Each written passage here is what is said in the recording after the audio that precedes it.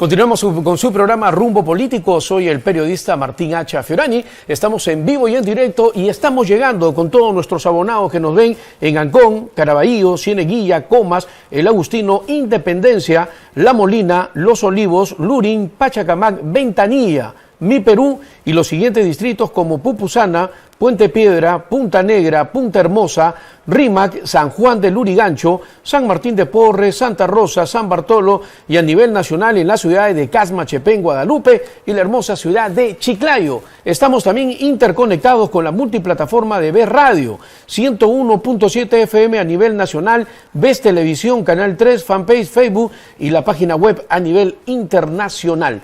Vamos a darle la cordial bienvenida ya a nuestro tercer invitado que está con nosotros, el doctor Miguel Ángel Rodríguez Mackey, ex canciller que está en este momento ya con nosotros. Miguel, ¿cómo estás? Muy buenos días, te saluda Martín H. Fiorani. ¿Cómo estás, Miguel? Sí, muy buen domingo, muchas gracias por la invitación. Al contrario, muchas gracias por estar con nosotros para hablar de temas trascendentales importantes. Y desde ahí, ¿cuál es tu opinión sobre Amnistía Internacional, el informe que ha emitido? Bueno, comprenderás, Martín, que Amnistía Internacional tiene un importante reporte en un tema de derechos humanos. Claro que los informes que emiten, mitad son ciertos y mitad tienen una carga muy subjetiva, tenemos que decir.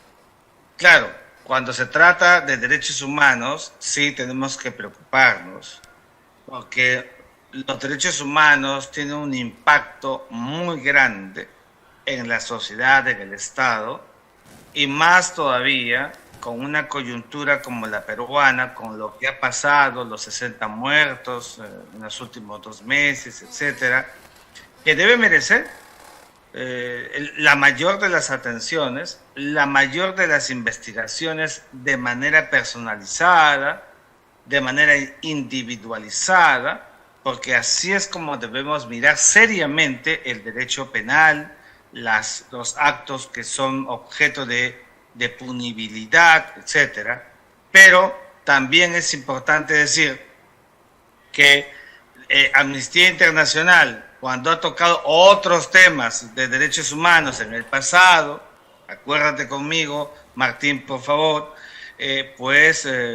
no han sido los que esperábamos los peruanos. Y te hablo fundamentalmente en los tiempos en los que le tocó al Perú vivir el flagelo del terrorismo, del Sendero Luminoso, del movimiento revolucionario Túpac Amaru. Y todo esto, ¿por qué pasa? Es bueno decirlo porque la gente que nos ve y nos escucha los temas de derechos humanos de manera abierta. ¿Y qué pasa? Que la doctrina de derechos humanos tiene todavía una enorme carga de imputación directa al Estado.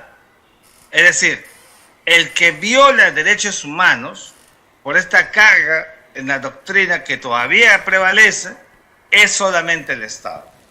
Los demás, por más que también acometan en la misma dimensión con una carga de uso de fuerza, no cometen violaciones de derechos humanos. En otras palabras, en el pasado, Sendero Luminoso y el movimiento revolucionario Túpac Amaru, que volaron torres, que descuartizaron gente, que le cortaron las lenguas, que las mataban y las remataban, no violaban derechos humanos. Mira, ¿no? Esa corriente hoy continúa en el mundo penosamente. ¿Y por qué continúa? Porque frente a esa doctrina que dice que solamente el Estado viola derechos humanos, no ha habido una doctrina de equilibrio para, digamos, buscar entender que la violación de derechos humanos es erga omnes. ¿Qué significa eso? Que la violación de derechos humanos es por todos, pues todos son susceptibles de violar derechos humanos. Y eso no se entiende. Por eso es que tú ves en la Corte Interamericana de Derechos Humanos merced a informes de Amnistía Internacional, etcétera, ¿a quiénes ves? A policías, a militares, al Estado. Y los otros en una posición de víctima.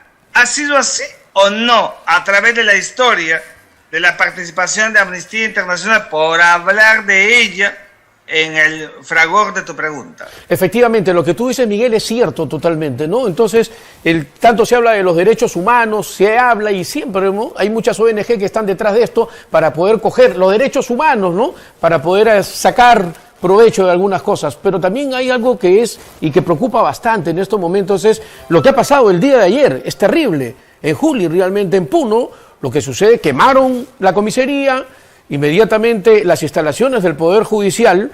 ¿Tú crees que ya se debería concretar el estado de sitio para poner fin a la convulsión social que se está viviendo en nuestro país? ¿Tú crees que la presidenta debería decir, ya, vamos a entrar a un estado de sitio en estos momentos en Puno? ¿Cuál es tu opinión? Mira, Martín, yo te agradezco una vez más la pregunta que me formulan ustedes, los periodistas, sobre quienes tengo un enorme respeto y gratitud por las invitaciones que siempre me formulan. Mira, no hay que declarar un estado de sitio, porque el estado de sitio no es una intensificación de medida. O sea, no es una medida más radical, más intensa, no. El estado de sitio, Martín, es un tema distinto. El estado de sitio se dicta, se establece, se declara cuando estamos frente a una guerra exterior. Pregunta, ¿existe guerra exterior? No hay guerra exterior. Tenemos que ir con la Constitución en la mano, Martín, ¿eh? Segundo, el estado de sitio se presenta cuando hay una guerra civil o inminente guerra civil. Lo que hemos visto ayer en Puno acomete, tipifica, lo podemos encuadrar como una guerra civil. Por supuesto que no. ¿Por qué? Porque si le damos el estatus a la circunstancia de combate de una guerra civil, entonces estamos hablando de que se hayan quemado en Juli, en Juli, etcétera, en Puno, entonces son combatientes, son una parte. Te das cuenta que no le podemos dar ese estatus que no merecen ni les corresponde.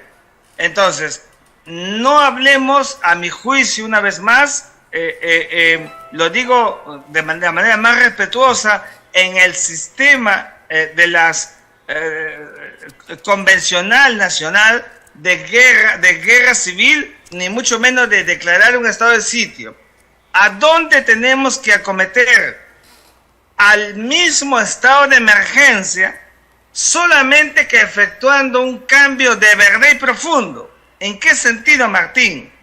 En que sean las Fuerzas Armadas las que tengan el control del orden social en el país. ¿Lo tiene actualmente? No lo tiene. El control lo tiene la Policía Nacional y las Fuerzas Armadas apoyan a ese control. Mira qué distinto.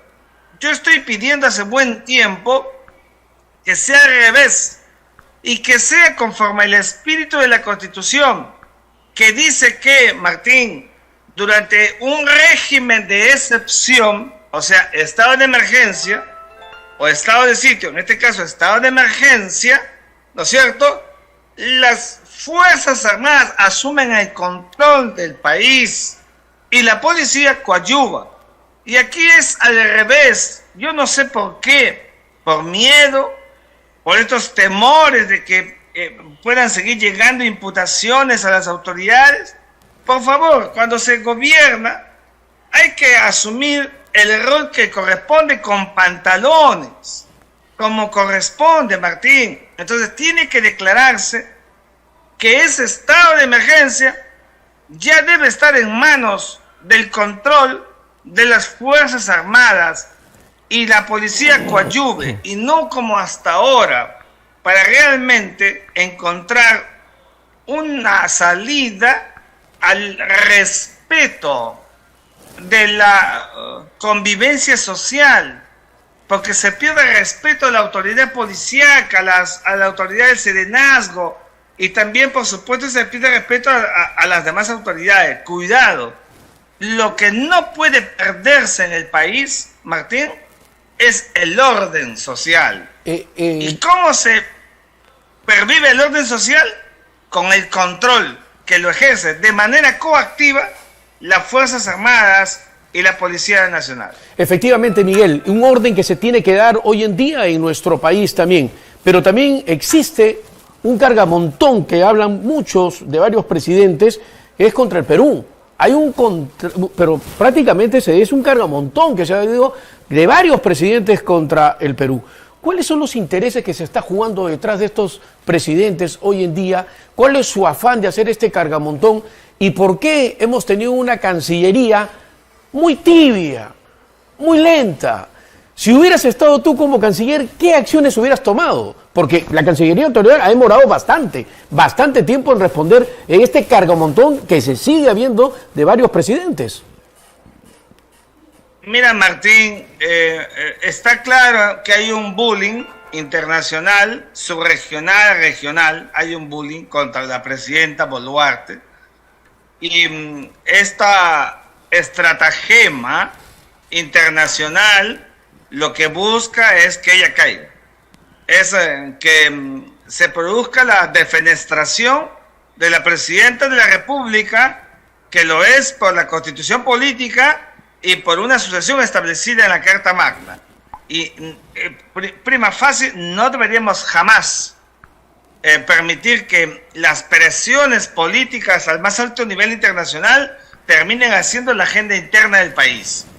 En segundo lugar, sí coincido contigo, no ha habido una reacción esperada por parte de la Cancillería, y yo coincido plenamente contigo, lo hemos venido diciendo, que hay que ser más agresivos en el sentido más puro de la palabra, de que tenemos que ser más dinámicos, es lo que quiero decir, en el sistema internacional, para que el mundo sepa lo que ha pasado en el país, para que nos volvamos más creíbles, para que la presidenta pudiera tener los niveles que corresponden.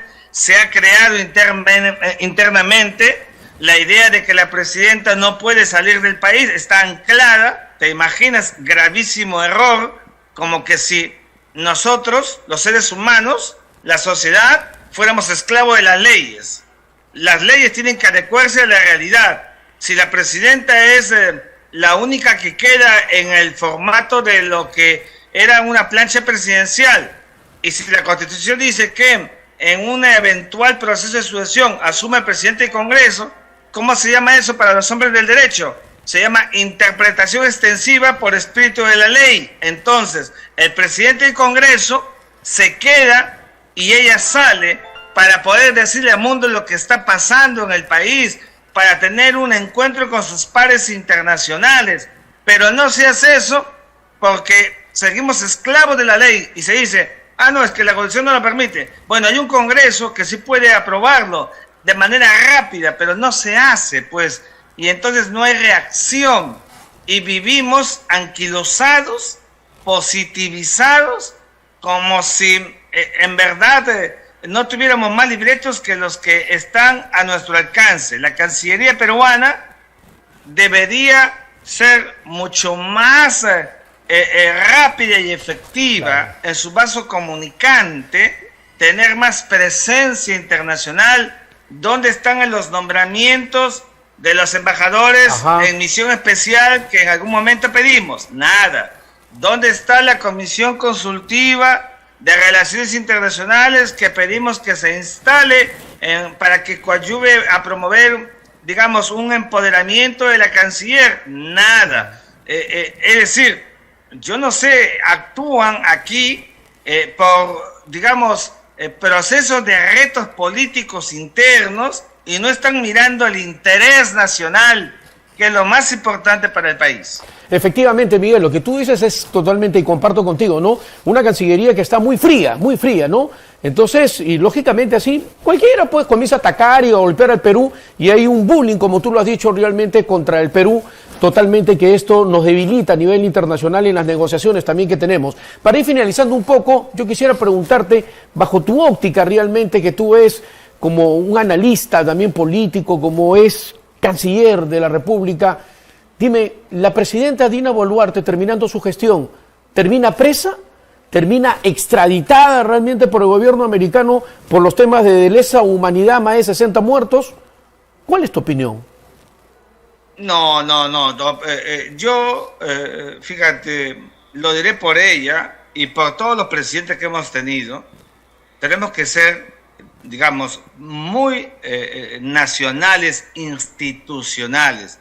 Yo creo que la presidenta de la República, ella está en el acto marginal a los niveles de responsabilidad política, porque así lo establece la Constitución política. A ella se le puede solamente imputar por 4 comisiones que están en la Constitución política, entre ellas por impedir las elecciones, por disolver el Congreso, cerrarlo, etcétera. Pero la presidenta de la República, como jefa de Estado, evidentemente es el blanco de todos.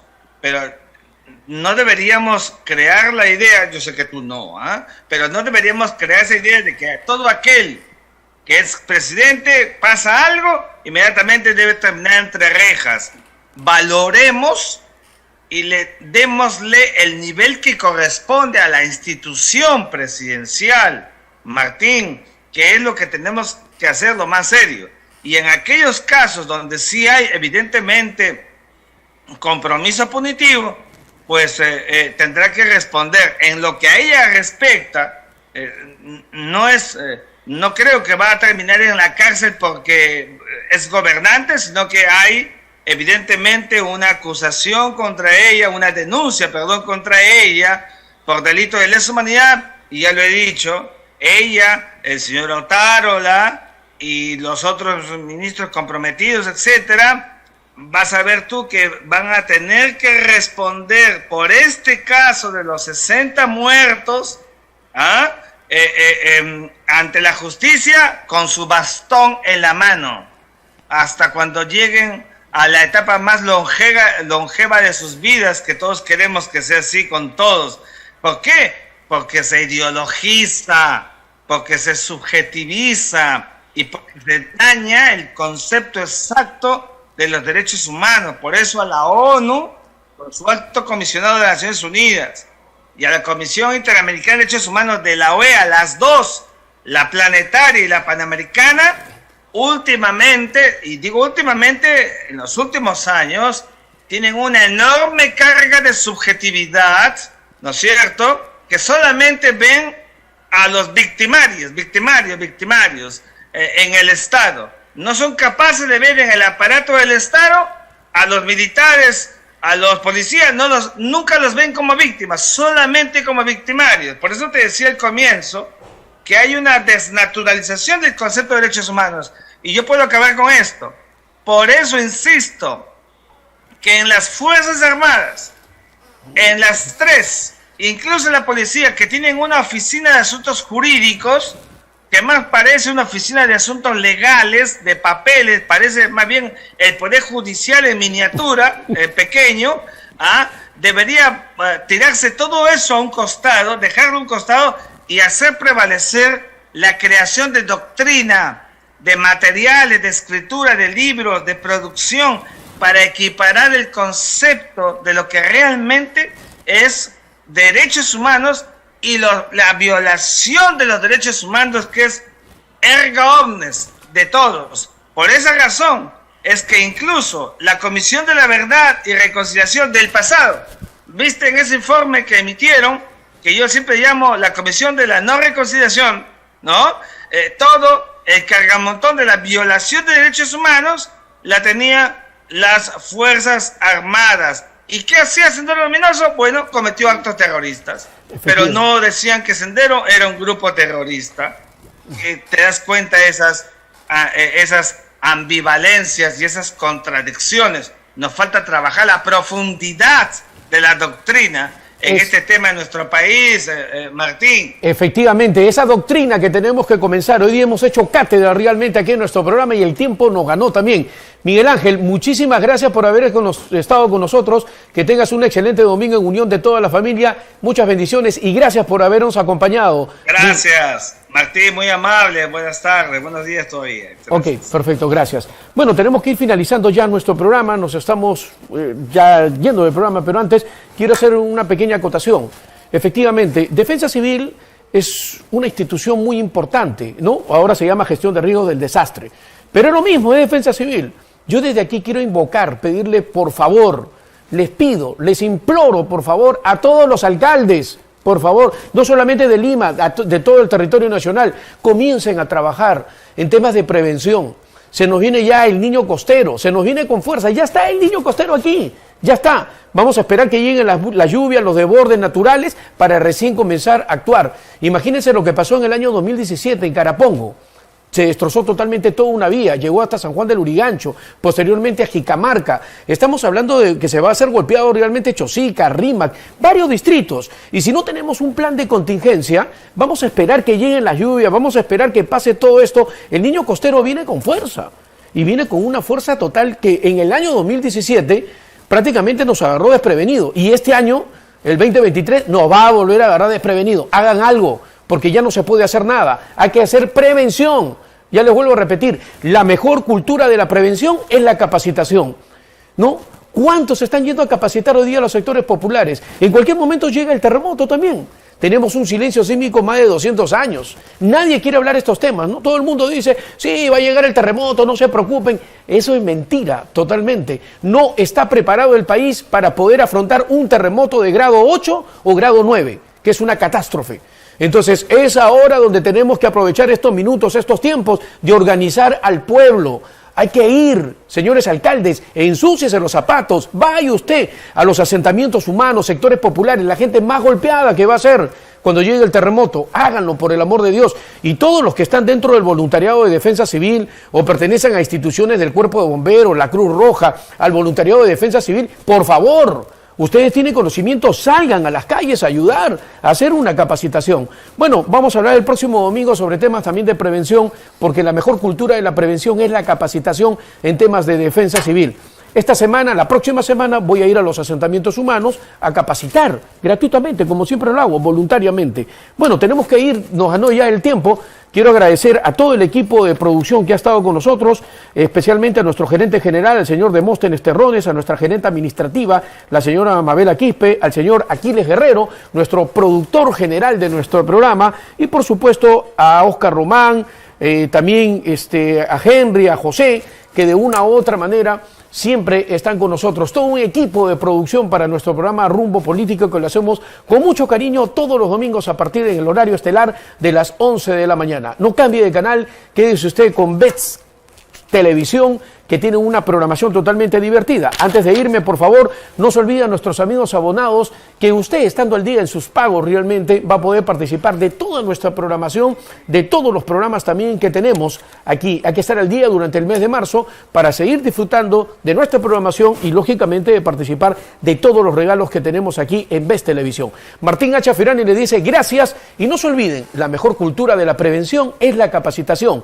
porque defensa civil, tarea de todos. Hasta el próximo domingo, 11 de la mañana. Permiso. Muy buenas tardes.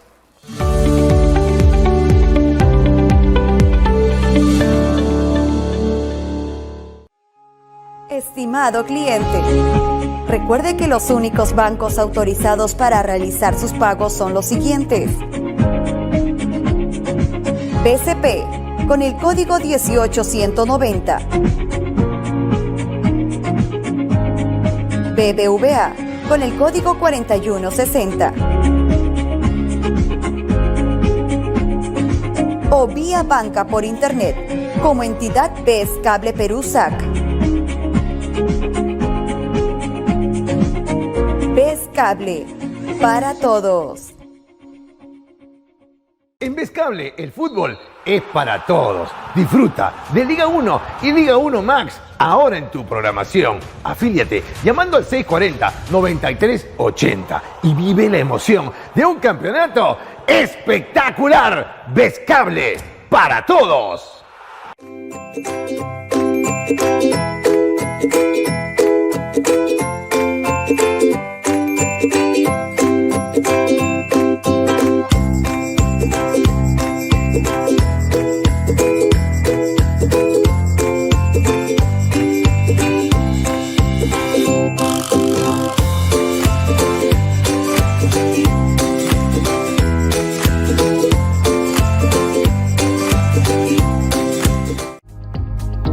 una marca? Esta es tu oportunidad de llegar a más personas. Promocionando tu negocio en nuestro canal.